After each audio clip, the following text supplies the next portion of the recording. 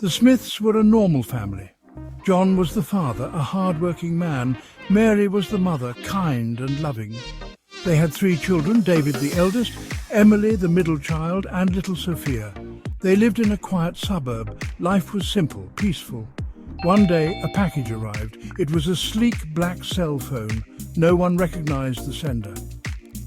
Curiosity bubbled within the family. It felt wrong, but exciting. The phone was unlike any they had seen. It had a strange, almost hypnotic glow. John, a practical man, wanted to throw it away. Mary, sensitive to the supernatural, felt uneasy, but the children were captivated. David, always eager for the newest gadgets, claimed it first. He turned it on. The screen lit up, brighter than any phone he had seen. There were no pre-installed apps, no contacts, just a blank screen. It was strange, unsettling, almost as if it were waiting for something or someone. David started receiving messages. They were from an unknown sender. At first they were harmless, just random greetings, but soon they became strange. They mentioned things about the family, private things.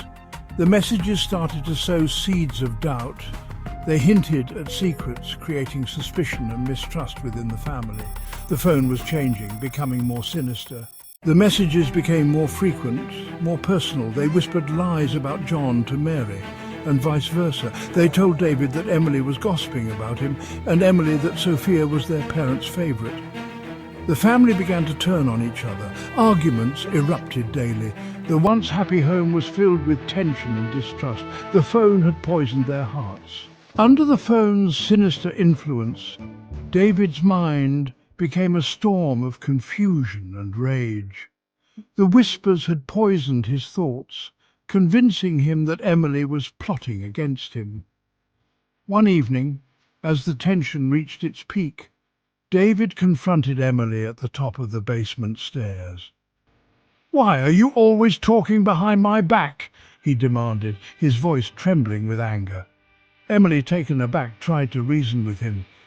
"David, I don't know what you're talking about. I would never—" But the phone's grip on him was too strong. In a moment of blind fury, David pushed Emily. She tumbled down the stairs, her screams echoing through the house. As she lay at the bottom, injured and in shock, David stood frozen, horrified by what he had done. The phone, now eerily silent, had driven a wedge that might never be removed. Whispers and lies.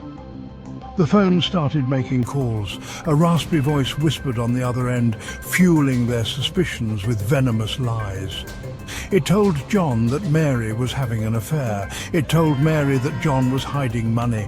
The whispers wormed their way into their minds. The phone was tearing them apart, shredding their love and trust. They were falling deeper into its trap. The accusations. The accusations began. John, consumed by the phone's lies, confronted Mary. Mary, heartbroken and confused, accused John in return. The children, caught in the crossfire, were terrified. Their happy home had become a battlefield. The phone, silent now, watched its handiwork, its glow pulsating with a malevolent joy. They were puppets dancing to its tune. Broken bonds. The family was shattered. John and Mary, unable to bear the pain of betrayal, decided to separate. The children, torn between their parents, retreated into themselves. The phone had achieved its goal. It had driven a wedge between them, fueled by paranoia and lies. Their bond, once unbreakable, was now shattered. The possession. One night, little Sophia found the phone. It was glowing brighter than ever, pulsating with an eerie light. It called her name, its voice soft, alluring. She answered, and in that moment the phone took root in her soul, twisting her innocence, corrupting her. Her eyes turned black as night. The phone's evil had found its vessel. The exorcism. At Mary's desperate request, Father Dye, a seasoned exorcist, arrives to confront the demonic presence.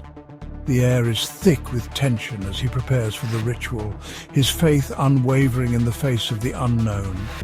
Father Dye begins the exorcism, his voice firm and resonant, reciting ancient prayers. The room grows colder, shadows dance on the walls, and a sinister force seems to resist his every word. Sophia, possessed and tormented, writhes and screams, her voice a chilling blend of her own and something far more malevolent. The phone, pulsating with dark energy, lies at the center of the chaos. Father Dai focuses his energy on it, commanding the evil to release its hold. The struggle intensifies, the room shaking as if the very foundation of the house is being tested. In a final, desperate plea, Father Dai calls upon his deepest reserves of faith, the power of his conviction cutting through the darkness. With a blinding flash of light, the phone shatters, its pieces scattering across the room. Sophia collapses, her eyes returning to their natural color, but the battle has taken its toll. The house falls silent, the evil seemingly vanquished, but the scars of the ordeal remain. The aftermath: the police never found the phone. John and Mary, consumed by guilt and regret, tried to reconcile. But it was too late. Their family was gone. Sophia, now a shell of her former self, watched them with empty eyes. The demonic phone had won. It had destroyed a family from the inside out, leaving behind a chilling silence where laughter and love once resided. The true horror was not the phone itself, but the darkness it awakened within.